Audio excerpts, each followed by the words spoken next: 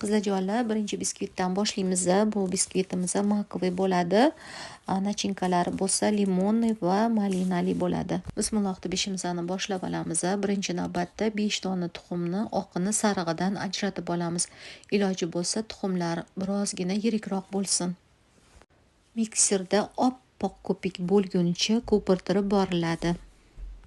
Videoni tezlashtirib ko'pirtirib oldim. Endi shu holatda 300 gram shakarni oz-ozdan solib, buni ham ko'pirtirishni boshlaymiz. Shakarni birdaniga solish kerak emas, shunaqa kam-kamdan solib ko'pirtirib borasiz. Qattiq ko'pik bo'lgunicha shakarni hammasini solib bo'lib, yana 2 daqiqa ko'pirtiriladi. Tuxumni sarig'ini hammasini solamiz, yana bir rogini buni ham ko'pirtirib olamiz. Ustidan yarim stakanda yog' quyiladi. 1 daqiqa mobaynida buni ham ko'pirtirib olinadi. 100 gram sut quyib, buni ham yarim daqiqa mikserlab olamiz. Endi elakda 225 gram un bor, buni ustiga 2 ta choy qoshiq razrixlitel qo'shib elakdan o'tkazib olinadi. Endi un ustidan 25 gramda mak solib olamiz va vinchikda yaxshilab aralashtirib olamiz. Listim razmeri 25 ga 35, kalka qog'oz soldim.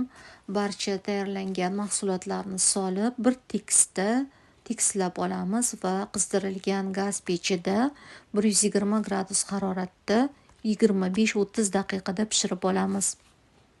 Endi limonni qurt tayyorlaymiz. Buning uchun bizga bitta limon kerak bo'ladi. Sidrasini olamiz, ichini hamma suvlarini siqib olinadi.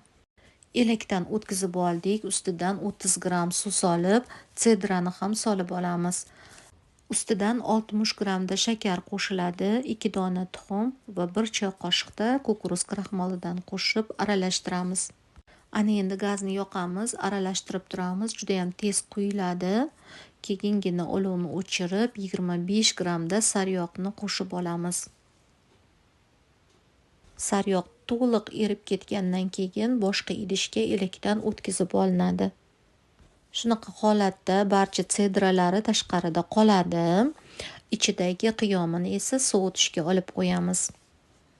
Endi krem chiz tayyorlaymiz. Buning uchun 200 gram qaymoq, 150 gram saxarniy pudra, vanilin va 200 gramda tvorожный sir kerak bo'ladi. Bir xil massa bo'lgunicha ko'pirtirib quyiltirib olamiz. Qizlarjonlar, qolipga mo'ljallab 18 diametr qilib ko'jni kesib oldim. Propitka qilmayman, juda ham yumshoq, shuning uchun o'zini kremlab olamiz.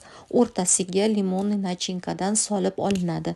Keyingi qavatini esa malinali nachinka qildik. Shunaqa holatda ketma-ketlikda barcha ko'jlarni yopib chiqasiz.